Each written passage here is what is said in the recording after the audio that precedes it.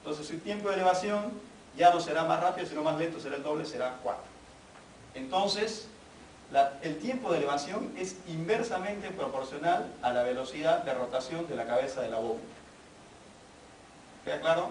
O sea, a tasas de flujo más altas, tiempo de elevación más cortos, inversa. A tasas de flujo más bajas, tiempo de elevación más altos. ¿Y por qué es importante el tiempo de elevación? Porque los tiempos de elevación más largos les van a brindar a ustedes un factor de seguridad, porque van a poder reaccionar en caso de encarcelación del iris, de cápsula, etc. ¿Sí? Entonces, cuando recién empiecen, los tiempos de elevación tienen que ser largos. Por tanto, sus tasas de flujo no pueden ser altas. Sus tasas de flujo tienen que ser moderadas o bajas.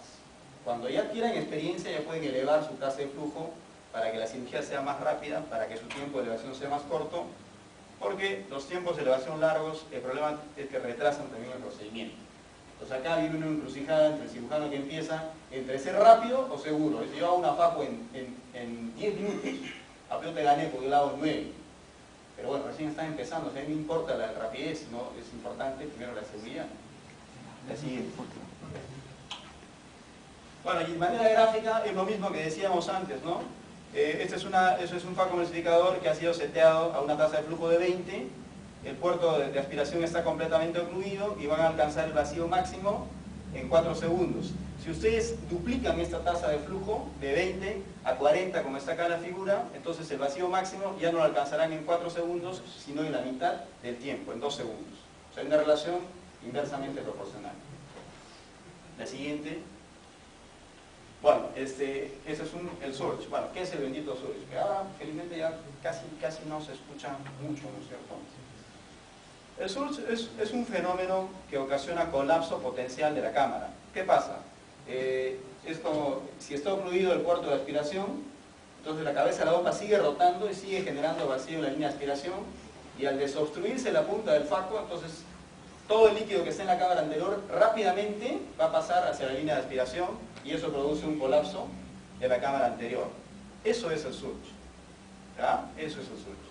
Y el surge en realidad va a depender de varios factores. Depende de la resistencia anticolapso de la máquina, depende del nivel de vacío per surge, de la resistencia de partes de irrigación. Obviamente si tienen mayor vacío seteado, obviamente mayor surge, ¿sí? Entonces depende de muchos factores. Hoy en día las máquinas tienen una serie de sistemas anti-surge. Entonces ya es menor al que veíamos antes con los facos emulsificadores, diríamos, menos modernos. La siguiente. Acá está la punta del faco dentro de la cámara anterior. Hay una partícula de cristalino que obstruyó por completo la punta del faco.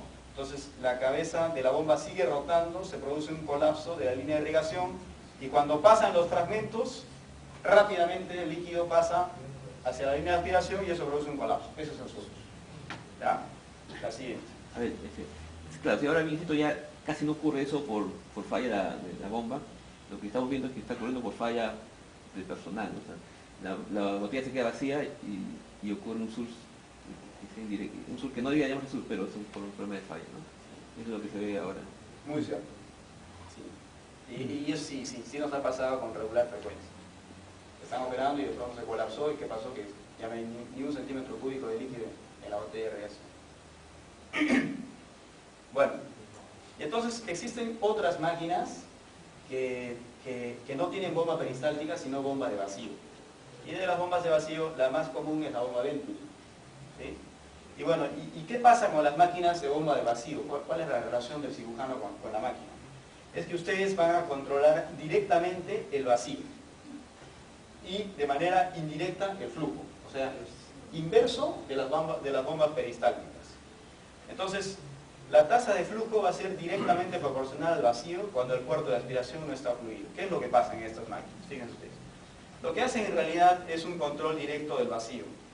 Y al haber un control directo del vacío, va a generar un circuito de fluidos que pues ya sabemos que se llama flujo. Pásame la siguiente. Entonces, en la bomba Venturi, ¿qué es lo que pasa? Lo que pasa es que hay una cantidad de aire comprimido que pasa a través de una tubería, por así decir, y al pasar rápidamente esto, a través de este diríamos, tubo conectado a un cassette, lo que va a generar es un vacío en este cassette. Entonces, este vacío va a hacer que indirectamente fluya el líquido. Entonces, lo que hay es un control directo del vacío, porque primero generaron vacío, y después, al haber, dependiendo de la cantidad de vacío, va a haber la rapidez con la cual va a fluir el líquido. Entonces, en las bombas de vacío, se dan cuenta, hay un control directo del vacío e indirecto del flujo. O sea, para que se produzca flujo, primero tiene que haber vacío. Lo inverso de las peristálticas, la siguiente. Entonces, cada una tiene ventajas y desventajas. Para quienes fabricantes de bombas peristálticas hay ventajas y para los otros también. Nosotros analicemos cuáles son las ventajas de una bomba peristáltica. Entonces, que a ustedes les va a permitir tener tiempos de elevación relativamente largos, diríamos, ¿sí? Porque yo seteo mi máquina a 10 centímetros cúbicos por minuto, por así decir, y voy a tener un tiempo de elevación larguísimo, ¿no? O sea, casi el tiempo en el cual se va a producir el vacío máximo, quizá va a ser 4 o 6 segundos, ¿sí? Las máquinas de bomba peristáltica tienen una buena capacidad de seguimiento por la tasa de flujo y permiten un mejor enfriamiento del tip cuando están haciendo ultrasonido. ¿Por qué? Porque el flujo es independientemente del vacío. Si ustedes le ponen a 10, se va a producir ese flujo independientemente del nivel de vacío. Pero una de las desventajas que se cita es que hay una necesidad de ajustar el flujo del vacío para optimizar la facoaspiración de fragmentos, ¿no? Y bueno, y en cambio, la siguiente, en las bombas de vacío, ¿cuál es la ventaja que se menciona? Es que hay una autorregulación fluídica durante la facoaspiración y la remoción cortical utilizando un solo parámetro. ¿Por qué? Porque ustedes solo comandan el vacío. O sea, al comandar el vacío, ya indirectamente el flujo es mayor o menor. Esa es, diríamos, la ventaja que señala. Y dentro de las desventajas, ¿cuáles son? Que el tiempo de elevación es abrupto, un tiempo de elevación cortísimo, y eso es peligroso, aunque así ha mejorado con el pedal dual, que les decía hace un rato. Hay una rápida capacidad de seguimiento, y eso también tiene sus desventajas, porque rápidamente pueden encarcerar iris o cosas que no quieren encarcerar. Y otra desventaja es que hay un potencial de sobrecalentamiento del tip con el esculpido, con niveles bajos de vacío. ¿Por qué? Como hemos hablado antes, cuando ustedes hacen el esculpido necesitan niveles bajos de vacío. Y como en esta máquina la cantidad de fluido que se mueve depende directamente del vacío, si tienen un nivel bajo de vacío, va a haber pequeña cantidad de líquido que fluye y eso puede producir un calentamiento del tip. Esa es una de las desventajas de las bombas de vacío. La siguiente. Bueno, y este es un gráfico para ver el rendimiento de las bombas. Y en realidad el rendimiento acá simplemente se compara en lo que es el tiempo de elevación. Bueno, como decíamos hace un rato, obviamente las bombas de vacío, sea la Venturi o sea la diafragmática, tienen un tiempo de elevación más corto, como se ve acá en la figura, ¿no? Más rápido alcanzan los 400 milímetros de mercurio que se traen en la máquina. En cambio, una peristáltica más lento en todos, y si la peristáltica está funcionando a la mitad de la velocidad máxima, obviamente se dobla el tiempo de elevación. Entonces los tiempos de elevación son mucho más rápidos en las bombas de vacío. La siguiente. Bueno, y la otra, entonces eso es el circuito de fluidos. ¿Y ahora qué pasa con el ultrasonido? ¿Cómo es que se produce el ultrasonido en estas máquinas? Entonces, lo que existe en la punta del facoemulsificador es un cristal piezoeléctrico que va a oscilar más o menos en esta frecuencia, dependiendo de la máquina del fabricante. Pero en esta frecuencia oscila el cristal piezoeléctrico y esta es la energía que mecánicamente se transmite a la aguja del facoemulsificador. Entonces, lo que hay es una energía mecánica que golpea el cristalino y mecánicamente lo destruye. ¿Y por qué se produce energía? Por la vibración de este cristal. Ahora, ¿y cómo es que diríamos, la energía ultrasónica varía al cambiar el voltaje de excitación de la pieza de mano? O sea, a mayor voltaje, mayor amplitud del movimiento del cristal, entonces se transmite mayor amplitud del movimiento de la aguja. Entonces, el nivel máximo de ultrasonido, ustedes lo van a calibrar en el panel frontal de la máquina. Dame FACO 100, dame FACO 50. Al decir FACO 100 significa que hay una amplitud de movimiento de la aguja del FACO multiplicador. 100 significa que se va a mover todo, toda la amplitud. 50 solo la mitad de la extrusión.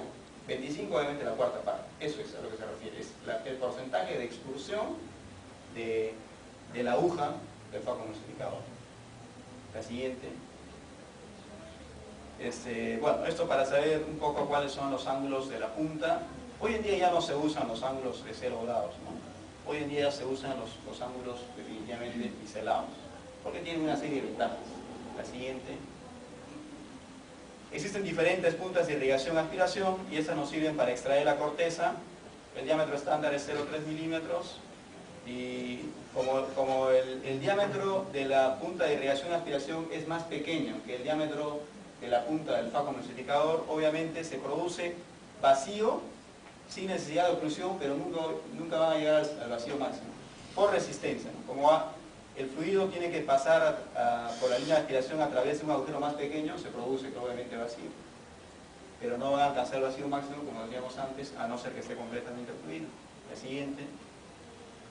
Bueno, y esta es una cosa importante, que es la tasa de flujo. Entonces la tasa de flujo, fíjense ustedes, esta es la punta del FACO emulsificador y la cabeza de la bomba empezó a rotar, entonces se produce una corriente en la cámara anterior, que es la fuerza que arrastra el flujo intraocular y partículas dentro del puerto de aspiración. Esa es la corriente. O sea, cuanto más rápido gire la bomba, mayor cantidad de líquido va a tender a ir hacia la punta del FACO emulsificador. Y eso es lógico pensar, ¿no es cierto?